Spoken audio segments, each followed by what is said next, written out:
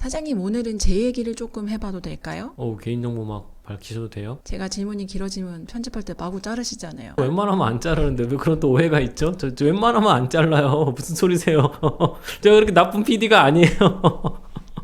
황당하네. 이건 황당하네. 저 그렇게 안 자릅니다. 여튼 제 얘기 한번 해보도록 하겠습니다. 신입사원 때부터 저는 월급을 100% 저축하고요. 특근비로 옷 사입고 밥 사먹고 데이트했거든요. 소득공제 상품 열심히 가입해서 절세도 하고 악바리같이 사회생활을 시작했던 기억이 나요. 목돈을 빨리 모을 수 있었던 건 다행히도 고향이 지방이 아니어서 독립하지 않아도 돼서 월세랑 관리비가 따로 들어가지 않았기 때문이죠. 제가 왜 목돈을 열심히 모았는지 그 동기가 무엇이었을까요? 혹시 집 사고 싶으셔서인가요? 맞아요.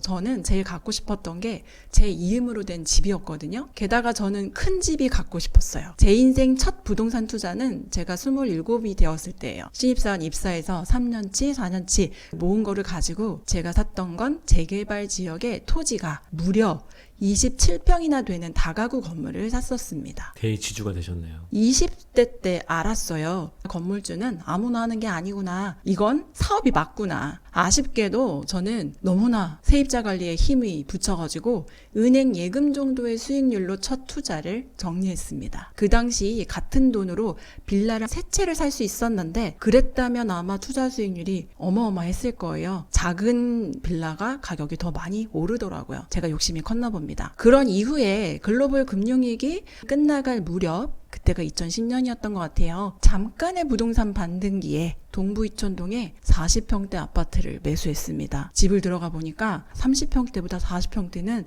엄청 쾌적하구나 이걸 느끼고 바로 매수를 했는데요. 그 당시는 부동산을 가진 사람이 손가락질 받던 기간이었어요. 집을 왜 사냐, 바보냐, 집값 내린다, 전세가 최고야, 현금이 최고야 했던 시절이었죠. 게다가 큰 집을 사는 사람은 더더욱 없었습니다. 그래서 저는 5년간 고통 속에 살았어요. 부동산을 사고 평가손이 날 수 있다는 생각을 전혀 못 해봤기 때문이에요. 제가 샀던 금액보다 네이버 부동산에서 금액이 몇 억씩 쭉쭉 내리는 걸 보면서 얼마나 스트레스를 받았는지요. 당시에 25평 수익률이 제일 좋았거든요. 그때가 역세권 소형 평수 인기가 진짜 많았던 시절인데요. 제가 40평대 아파트를 한 채 사는 돈으로 25평을 2개 사고도 2억이 남았거든요. 그래서 그때 사장님께 페이스북으로 질문을 했었죠. 그때가 그때군요. 맞습니다. 제가 질문했던 건 뭐냐면 결국 돌고 돌아 부동산 시장에도 사이클이 있으니 언젠가 대형 공급이 줄어들고 중대형 시기가 오지 않겠느냐. 그때까지 제가 버티면 되는 거냐. 제가 사장님께 드렸던 첫 번째 부동산 질문이었는데요. 혹시 기억하세요? 아니요. 제가 기억력이 그렇게 좋지는 않습니다. 질문하는 사람이 무지 많았겠죠. 생각해보면 제가 이촌동 43평을 안 샀다면 저희가 이렇게 사업을 함께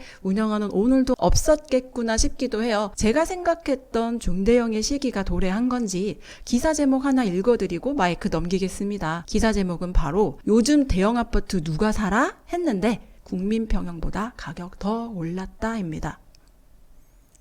이 얘기를 도대체 몇 번을 더 해야 되나 잘 모르겠는데 이렇게 말씀하시는 분도 있을 거 아니겠어요. 뭐 옛날 저희 아버지 같은 스타일이세요. 야, 뭐 이거 먹나 저거 먹나 뱃속에 들어가면 다 섞이기 때문에 그냥 빨리나 먹어라 이렇게 얘기하시는 거. 이게 이제 개도국 스타일이죠. 근데 요즘에 미쉐린 가시잖아요. 미쉐린 1스타, 2스타, 3스타, 뭐 트리플 스타 이런 분들 보면 요리 솜씨가 장난이 아니잖아요. 그게 더 맛있겠지만 뭐 뱃속에 들어가면 다 똑같잖아요. 섞이면 다 똑같고 소화되고 나중에 나올 때 보면 똑같은 거죠. 그렇게 백날 합리적으로 생각을 해보시면 그런 거 뭐하러 먹어? 그냥 싼 거 먹지. 편의점 가서 먹지. 냉동식품 녹여 먹지. 그렇게 하는 거랑 그건 엄연히 다르지 않습니까? 이런 얘기들이 흑백요리사라는 방송을 통해서 사람들의 수준이 한 번 더 높이 올라가지 않았나 생각이 들고 있습니다. 비슷한 거 또 있죠. 자동차 어쩌면 뭐 속도는 똑같은 거고 앉아서 가는데 좀 더 편할 수는 있지만 편한 거야 뭐 다른 차 사도 편할 수는 있으니까 나는 왜 저런 차 비싼 차 사나 모르겠다 이렇게 손가락질 하시는 분들이 있는데 그런 분들도 다 니즈가 있는 거잖아요. 니즈가 각각의 니즈들이 있다 보니까 그런 것들이 팔리는 겁니다. 특히나 작은 차도 빠르고 큰 차도 빠른데 사실 큰 차보다 작은 차가 더 빠를 수 있죠. 조그마니까 사고 나면 뭐가 더 위험하죠? 작은 차가 훨씬 더 위험하잖아요. 이런 거 저런 거 생각을 했을 때 제가 돈 있는 분들 중에서 1200cc짜리 차 사가지고 이거 너무 좋아 이렇게 말하시는 분들을 본 적이 없습니다. 다 튼튼한 차 사시잖아요. 내가 자동차에 바라는 것들은 빨리 가는 것뿐만 아니라 안전하고 굉장히 쾌적하게 빨리 가는 걸 원한다. 이런 것들이 들어가 있기 때문이죠. 사실 이거랑 대형주택이 거의 비슷해요. 대형주택도 옛날로 돌아가면은 야 등 따숩기만 하면 되는 거 아니냐, 뜨거운 물 잘 나오고 찬바람 안 들어오고 뭐 그러면 되는 거지. 그렇게 따지면은 선택지가 얼마나 많아요. 그렇게 따지면 너무너무 넘쳐나지만 지금 그걸 원하는 게 아니잖아요. 사람들이 원하는 것들이 신축도 필요하고 초품화도 필요하고 역세권에다가 뭐 브랜드, 대단지, 기타 등등등등 막 다 들어가는데 여기까지가 아니라 그럼 집이 크면 더 좋잖아 도 이제 슬슬 나타나고 있는 겁니다. 이런 것들을 좀 제일 강하게 보여주는 곳이 어디냐? 한남동이죠.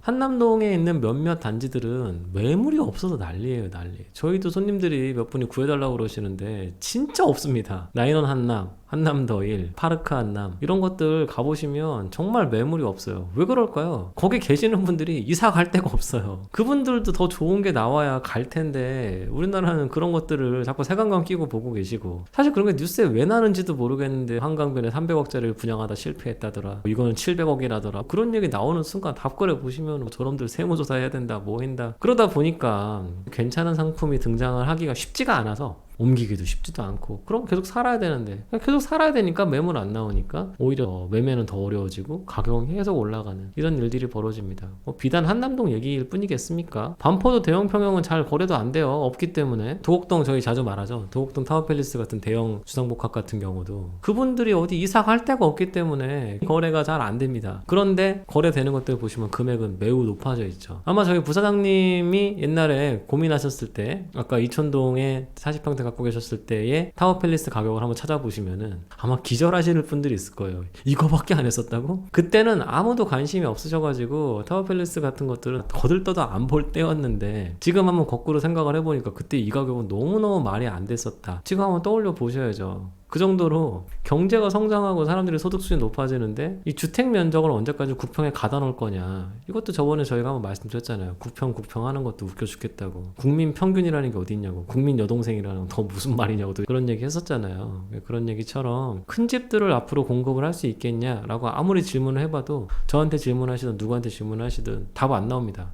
큰 집이 공급될 수는 없어요. 앞으로 큰 집이 많이 공급될 방법은 전혀 없어요. 용적률이 풀려도 마찬가지예요. 용적률이 풀려도 큰 집이 많이 공급될 수는 없어요. 큰 집이 많이 공급될 지역 같으면 다 부유하신 분들인데 그분들이 용적률 꽉꽉 채워가지고 답답하게 사는 거 원하시겠어요? 오히려 그런 거 안 하시죠. 그래서 큰 집이 공급될 방법은 거의 없다. 옛날 같으면 노무현 정부 때 같으면 외곽에다 큰 집 졌거든요. 지금 그게 답이 없는 거예요. 큰 집은 소비력이 있어야 되죠. 소비력이 있는 분들만 소비를 하시니까. 근데 밖에 있는 큰 집들은 말 그대로 쉐어하우스 할 수밖에 없다. 옛날 표현으로 하면 하숙 치는 거죠. 어디 외국인 노동자들 하숙 칠 수밖에 없는 집들을 굳이 살 사람은 없으니까 대형 주택이 많이 인기가 있어진다는 뜻은 한 번도 바뀐 적이 없는데 뭔가 특정 나이 때 그냥 586이라 그럴게요. 586 분들이 뭔가 잘못된 거에 빠져가지고 지난 한 2000년대 말부터 2010년대 초중반까지 대형주택은 끝났고 앞으로 다 1인 주택이고 뭐 9평도 더 작아져야 되고 이렇게 된다라고 믿었던 그 시기가 희한하게 맞물리면서 대형주택 인기가 다 없어진 것처럼 보이지만 전혀 아니더라. 앞으로도 계속 보시면 될 것 같습니다. 압구정에 만약에 80평 100평짜리 있으면은 그게 값이 안 나가겠어요? 반포도 지금 다 보고 계시죠? 강남에 어디도 대형주택 지어놨을 때 안 되겠어요? 다 되겠죠. 다만 서울 25개 구에서도 어떤 지역들 같으면 대형주택을 지어도 안 나가겠죠. 아무리 잘 지어놔도 안 나가겠죠.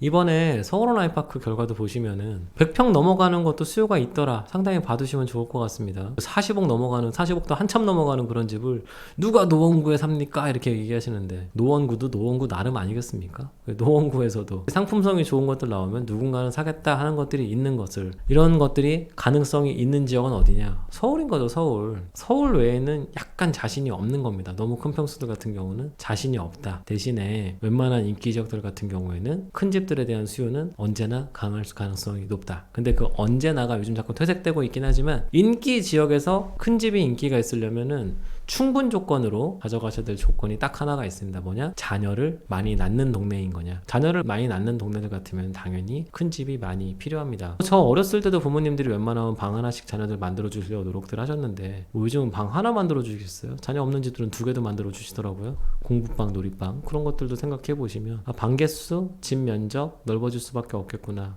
당연히 그렇지 라고 생각할 수 있는 그런 분들이 되셨으면 좋겠고, 나부터가 거기 살면서 당연히 그렇지 라고 말하시면 훨씬 더 멋있어지죠. 그런 일들 모두에게 벌어지기를 희망합니다.